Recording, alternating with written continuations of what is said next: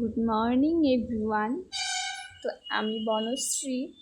তো আজকে সকালবেলা চানাচুর দিয়ে মুড়ি মাখা খেয়েছিলাম দুজন মিলে।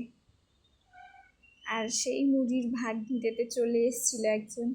তো তারপর দেখো সোনা বাবা জল খাচ্ছে একা একা বোতল ধরে। তারপর সন্ধ্যার দিকে বানিয়েছিলাম তড়কা।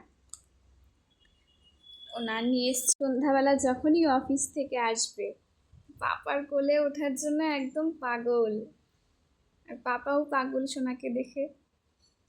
তো দুজন তারপর মানে ওর পাপার এনার্জিটা মানে আলাদাই একটা এনার্জি চলে আসে ওর মধ্যে ওর বাবাকে দেখলে। তারপর দুজন মিলেই খেলাখেলি শুরু হয়ে যায়। তখন আমাকে আর কেউ পাত্তাই দেয় না।